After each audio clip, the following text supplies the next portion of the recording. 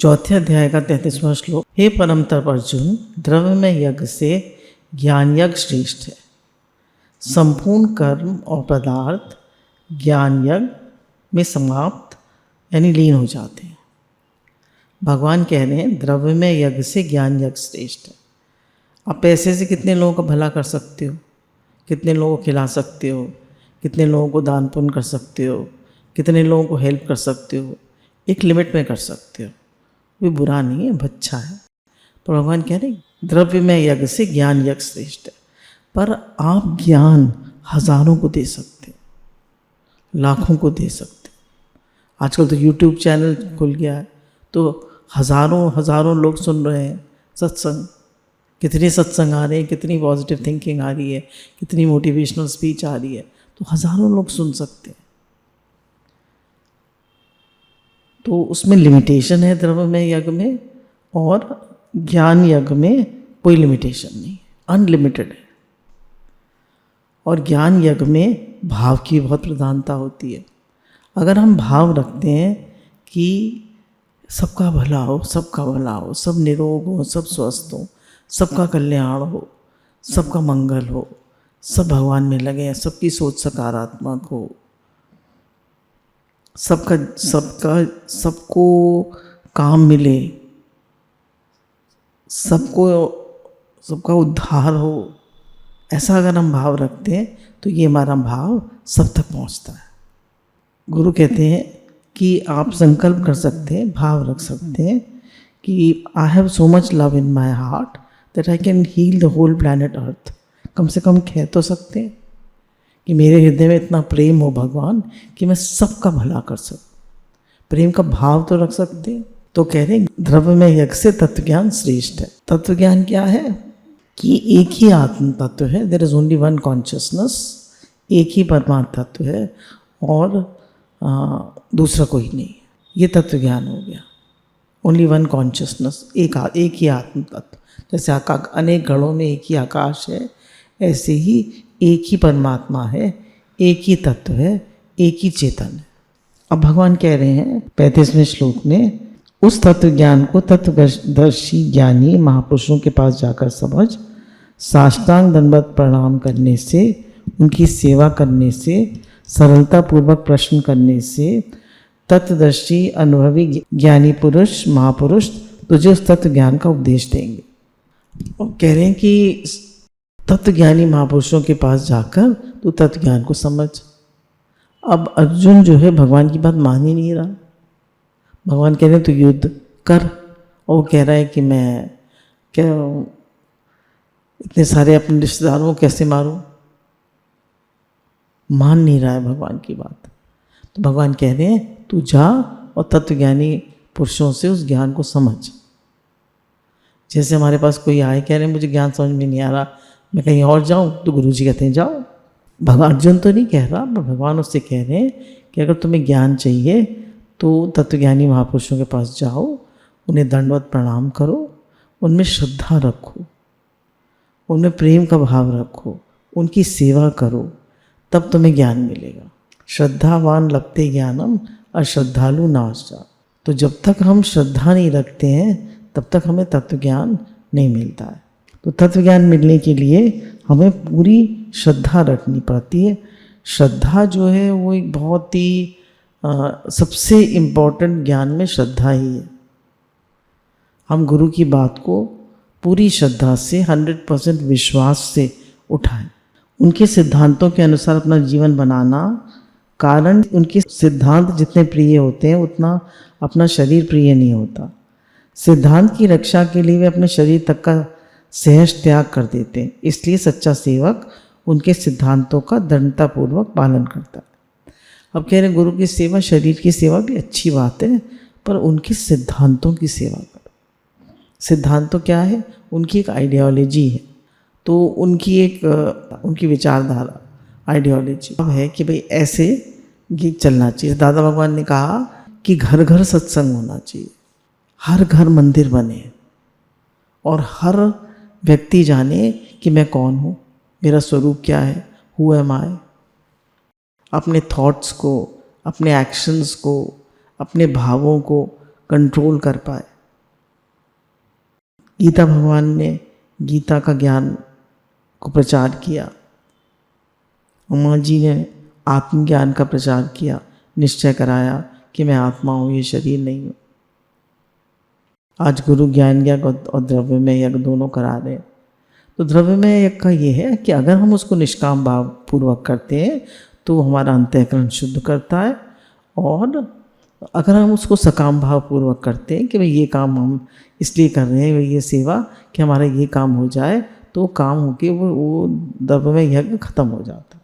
तो जो उनकी विचारधारा है, जो उसकी आइडियोलॉजी है, जैसे वो चाहते हैं कि एक साधक को होना चाहिए, ऑनेस्ट होना चाहिए, सच्चा होना चाहिए, लॉयल होना चाहिए, सेवा करनी चाहिए और साथ में पढ़ते लिखते रहना चाहिए, और सत्संग जो उनका, क्योंकि घर घर मंदिर बने, घर घरों में लड़ाई झगड़े लगे पड़े हैं, राग द्वेष लगे पड़े हैं, इच्छा अहंकार लगे पड़े हैं, तो वो सब कम हो, आपस में प्रेम हो, भाईचारा हो, भगवत भाव हो, शुक्राना हो।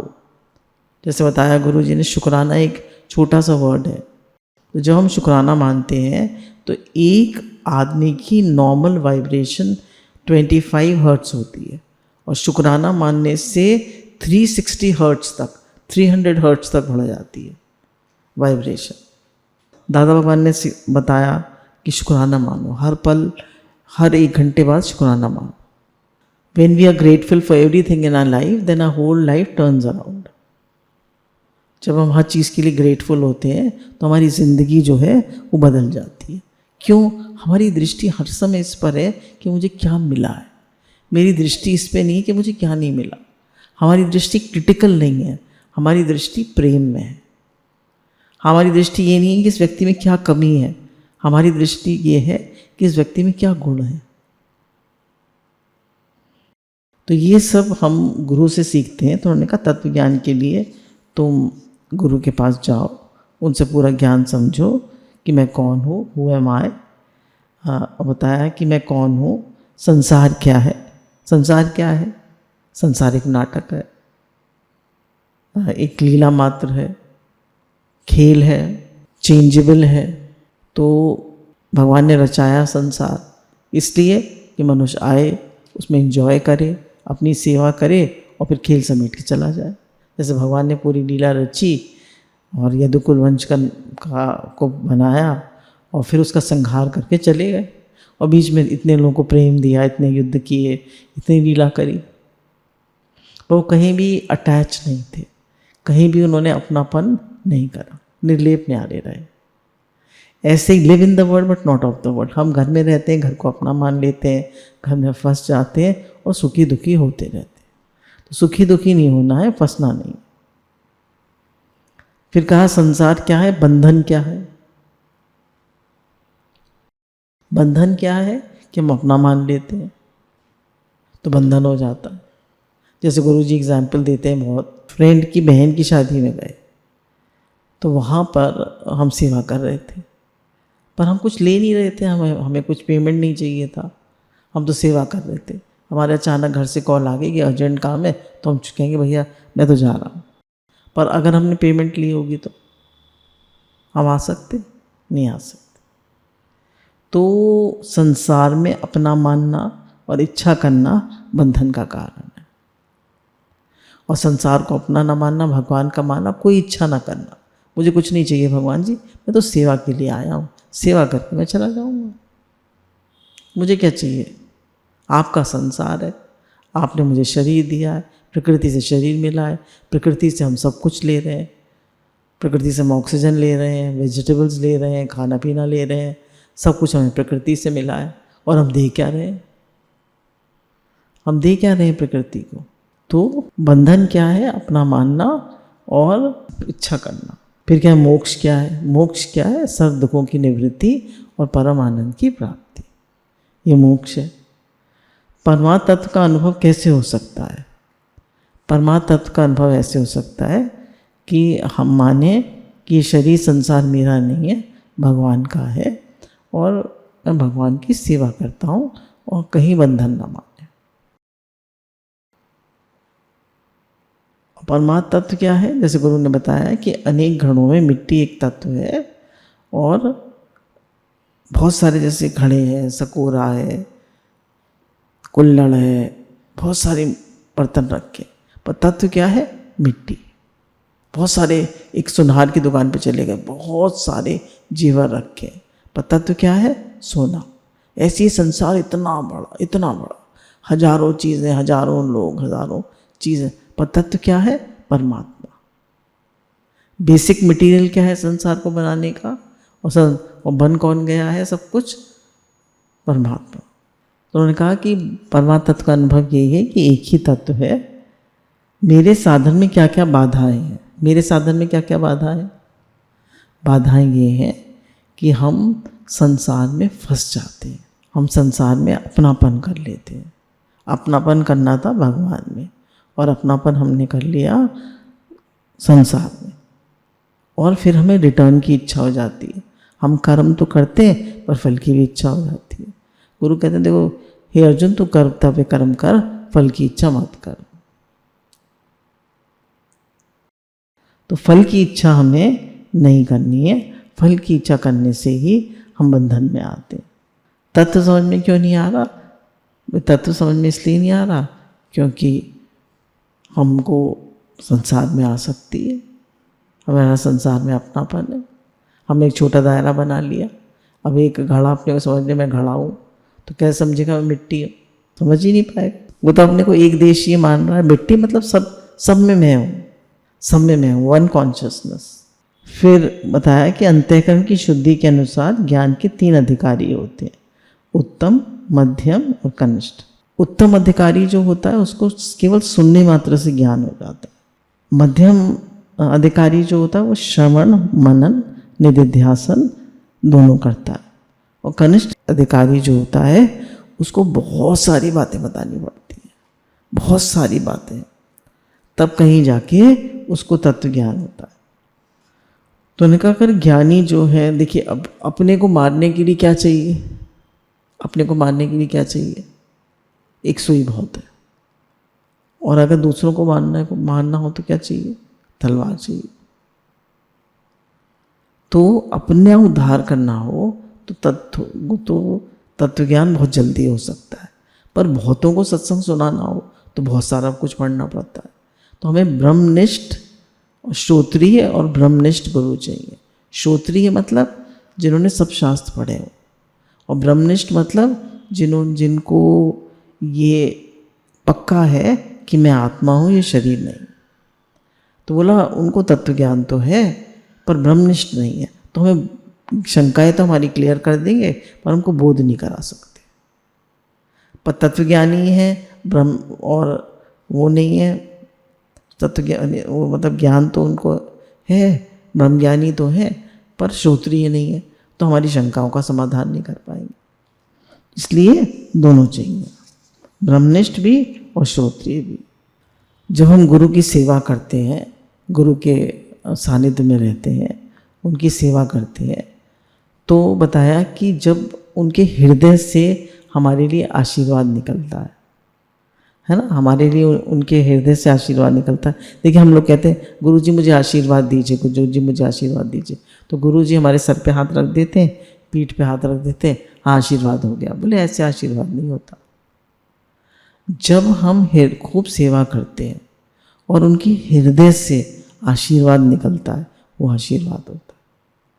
वो कह के नहीं मिलता आशीर्वाद, वो हृदय से निकलता है।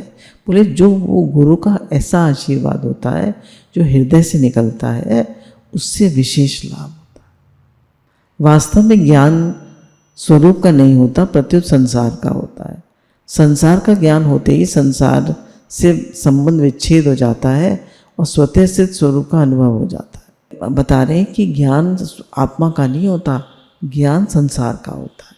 मतलब संसार से वैराग हमें चाहिए कि ये संसार जो है चेंजेबल है, रहने वाला नहीं है, एक दिन ये छूट जाएगा। तो अब देखिए सभी का शरीर शांत होने वाला है, death is inevitable in life.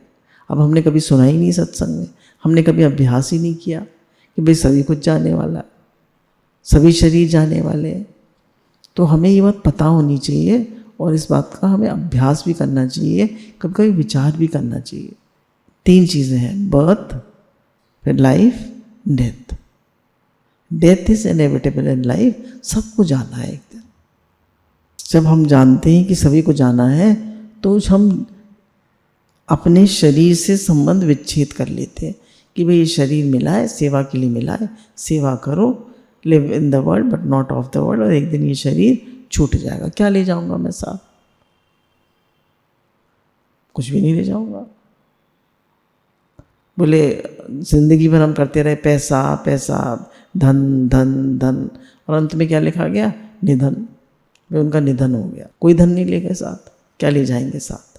तो ये हमें अंदर में एक बार पक्का करना होता है कि अच्छे से रहो संसार में, पर चिपको मत, अपनापन मत करो, बहुत ज़्यादा संग्रह मत करो। फिर ये 35 श्लोक है, 35, जिसका अनुभव करके बाद फिर इस प्रकार मोह को नहीं प्राप्त होगा।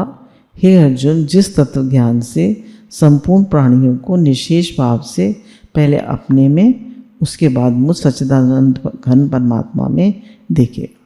भगवान कह रहे हैं पहले तू भगवान को अपने में देख कि भगवान मेरे हैं, है ना, भगवान मेरे हैं, मेरे हृदय में भगवान है। God is in my heart. जैसे पहले हम लोग ये दृष्टांत चलाते थे कि एक बार एक सेठ जी जो है वो उसमें जा रहे थे एक ट्रेन में, तो उनको बम्बई से आ रहे थे, तो उनके पास बहुत पैसा था उनके पास। तो उन्होंने कहा मैं पैसा कहाँ रखूँ ये, ताकि कोई चोरी ना करे।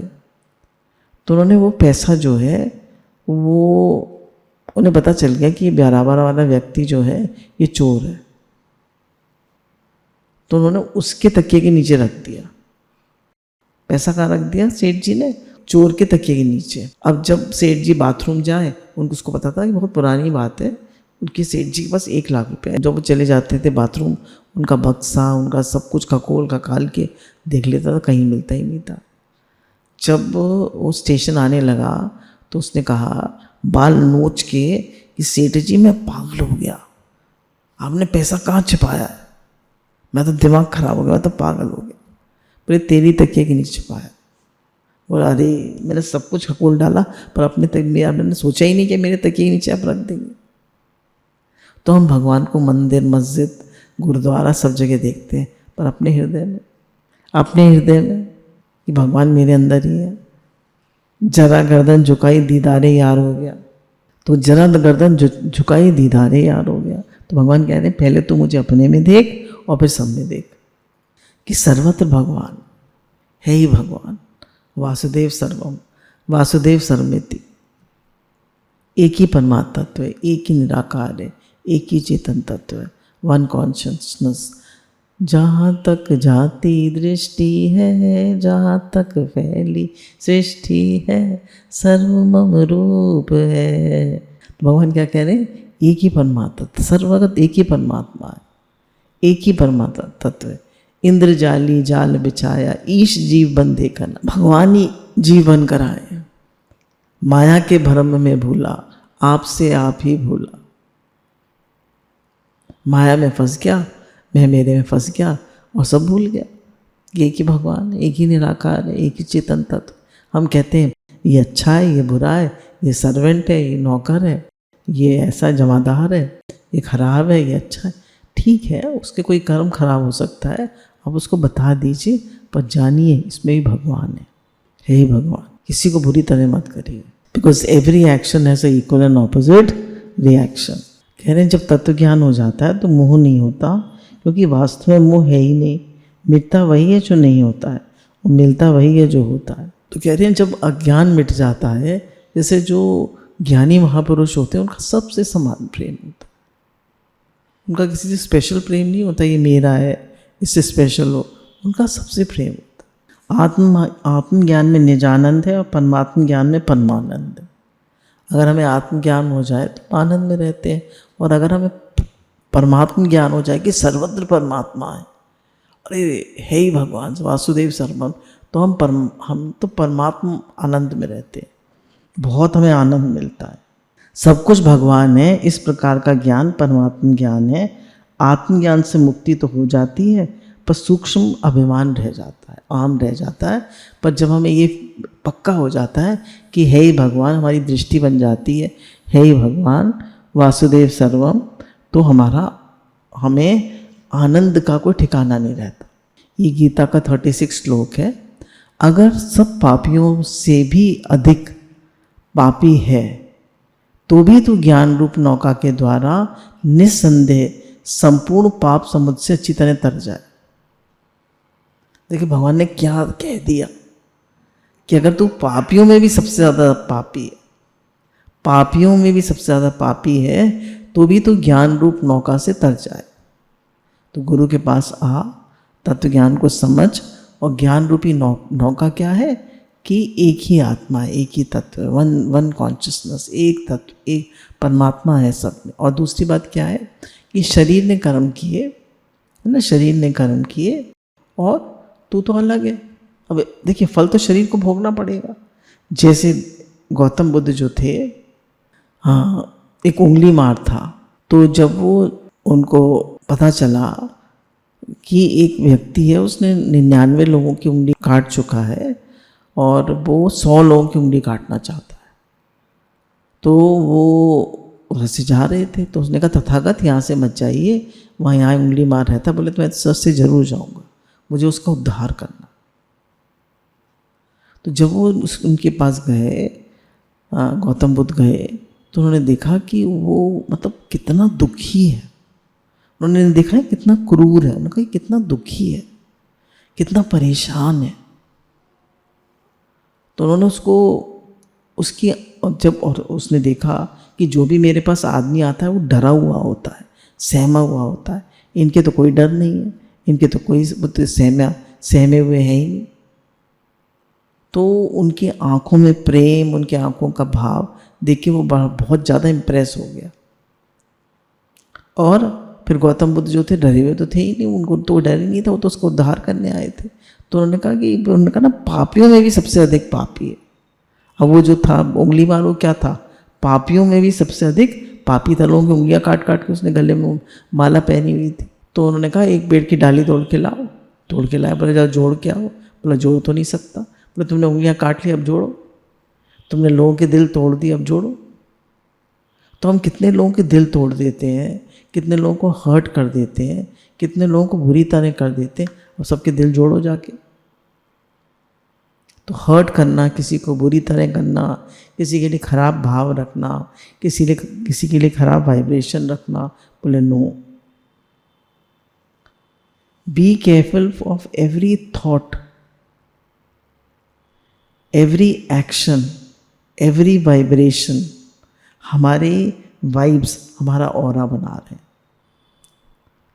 हमारी वाइब्स हमारे पूरे शरीर में, पूरे एक एक सेल में जा रहे हैं। हमारी वाइब्रेशन, हमारे भाव हमारे बॉडी के एक एक सेल में जा रहे हैं। तो हमें कितना ध्यान रखना चाहिए। तो भगवान तो कह रहे हैं पापियों में भी तू अगर सबसे अधिक पापी है तो ज्ञान रूप नौका में बैठकर, ज्ञान रूप नौका क्या है कि गुरु जी का ज्ञान, अब उसमें बैठ जाइए तो भी तू पार हो जाए। पर कब? जब तू जानेगा कि शरीर से कर्म होते हैं और मैं आत्मा हूँ, मैंने कुछ नहीं करा, और सावधान हो जाएगा, फिर पाप कर्म नहीं करेगा। अगर ज्ञान भी लिया फिर भी पाप करता रहा तो फिर तुम्हारा उद्धार नहीं होगा। फिर इसी से जुड़ा हुआ गुरु जी दूसरा श्लोक कहते हैं, हे अर्जुन, जैसे प्रज्वलित अग्नि ईंधन को सर्वथा भस्म कर देती है, ज्ञान रूप अग्नि संपूर्ण कर्मों को सर्वथा भस्म कर देती है।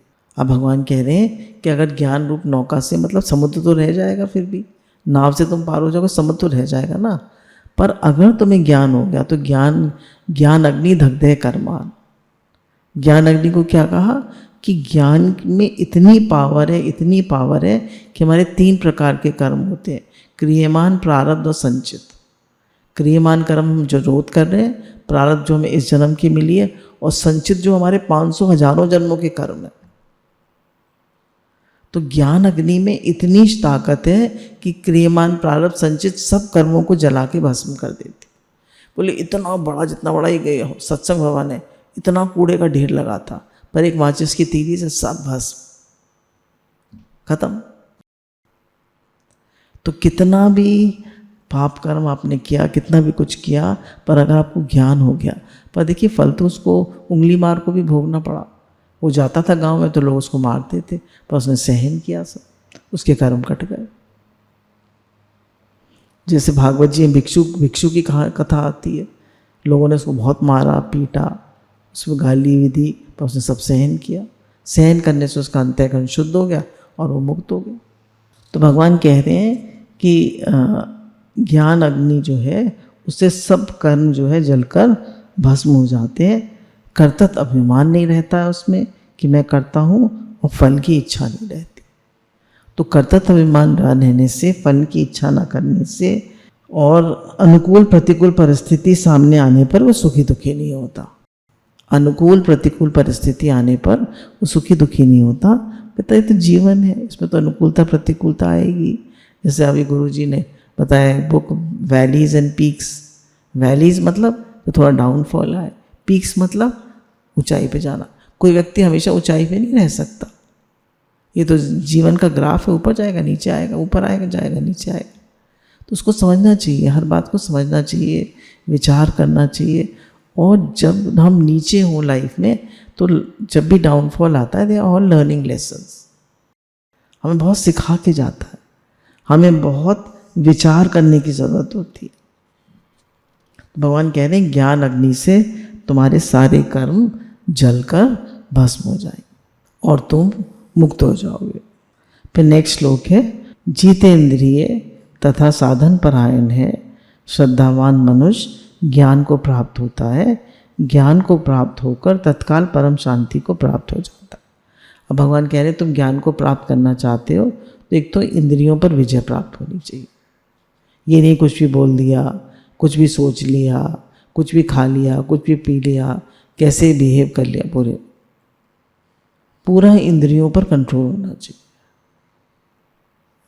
और श्रद्धा होनी चाहिए, और जो आपने अपने लिए साधन बनाया कि मैं इतना तो करूँगा ही, वो साधन करना चाहिए। तो भगवान कह रहे हैं जितेंद्रिय है, साधन परायण है। अगर मुझे 5 बजे उठना है, अपनी माला करनी है, गीता पढ़नी है, तो करना है तो करना है। आज मैं थक गया, आज मैं उठ नहीं पाया, ऐसे नहीं। जो जो जीवन में नियम लिए हैं, अगर हमने एक छोटा सा भी नियम लिया है कि हम दीपक जलाएंगे, एक आरती करेंगे, तो करिए फिर उसे। मैं इतनी माला करूँगा तो करिए उसे। मैं सत्संग का नियम निभाऊंगा, उसको निभाइए। साधन है ये, 4 साधन गुरु ने बताया। तो गुरु जी का सत्संग सुनना, श्रवण, फिर पठन पाठन, फिर नाम जप और ध्यान और सेवा। तो श्रवण पहले सुनिए, सत्संग जरूर सुनना चाहिए। सत्संग सुनिए, मनन करिए, कुछ अपना पढ़िए लिखिए, ध्यान करिए और सेवा। इससे ज्ञान प्राप्त हो जाता है। कैसे पता चले हमें ज्ञान प्राप्त हुआ है? उसको तत्काल शांति मिल जाती। जिसको ज्ञान होता है उसके जीवन में शांति होती, उसके जीवन में हाय हाय नहीं होती, वो परेशान नहीं होता, वो शांत होता है। उसका जो ऑरा होता है वो बहुत शांत होता है। उसके पास बैठकर लोगों को शांति मिलती, उसकी दोष दृष्टि नहीं होती, उसके अंदर में राग द्वेष नहीं होता, उसके अंदर में चिड़न कुड़न नहीं होती, उसके जीवन में मोह आसक्ति नहीं होती, वो शांत होता है। गुरु भगवान के अनंत अनंत शुक्राना।